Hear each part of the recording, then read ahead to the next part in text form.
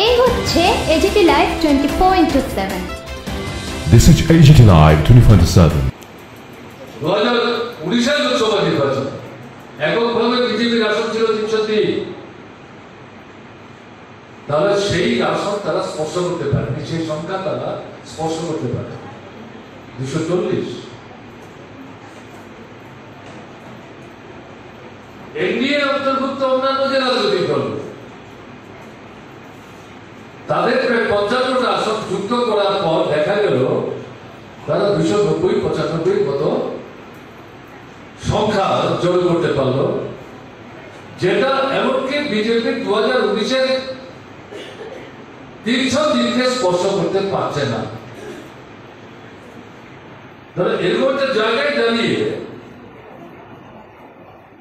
দেখা গেল এনডিএ একসাথে মিলে যে সরকারটা তৈরি করলো, পার্লামেন্টের সংখ্যাগরিষ্ঠতার প্রশ্নে এই এনডিএ মাত্র 20টা আসন বেশি নিয়ে সংখ্যাগরিষ্ঠতা অর্জন করে সরকার তৈরি করতে সক্ষম হয়েছে।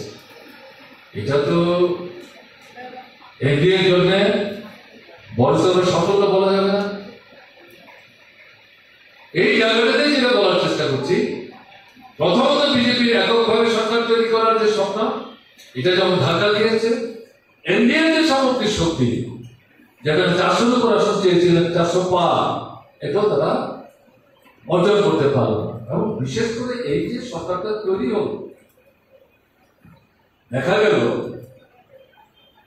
বিহারে জেডিইউ জনতা দল ইউনাইটেড, যে দলের নেতা নীতিশ কুমার মুখ্যমন্ত্রী, যিনি একসময় বিজেপিকে ছেড়ে আরজেডির সঙ্গে মিলিত হয়ে বিকল্প সরকার তৈরি করেছিলেন বিহারে, এবং সেখান থেকে উদ্যোগ নিয়ে বিজেপিকে ক্ষমতা থেকে বাইরে রাখবার জন্য একটা বিকল্প সরকার তৈরি করার লক্ষ্যকে সামনে রেখে পর্যায়ক্রমে ইন্ডিয়া ব্লক যেটা তৈরি হয়েছে, এটা তৈরি করার ভিত্তি স্থাপন করার ক্ষেত্রে নীতিশ কুমার কিন্তু গুরুত্বপূর্ণ ভূমিকা রয়েছে। যে কোনো কারণেই হোক, আমি সেই বিশ্লেষণে যাচ্ছি না।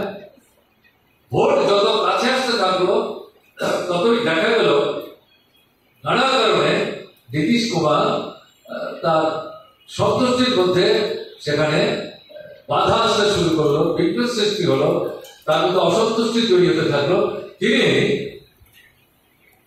আরজেডিকে ছেড়ে আবার বিজেপিতে গিয়ে মুখ্যমন্ত্রীর পদটাকে ধরে রেখে বিজেপির সাথে মিলে ইন্ডিয়া ব্লকের বিরুদ্ধে নির্বাচনী লড়াইয়ে অংশগ্রহণ করলেন।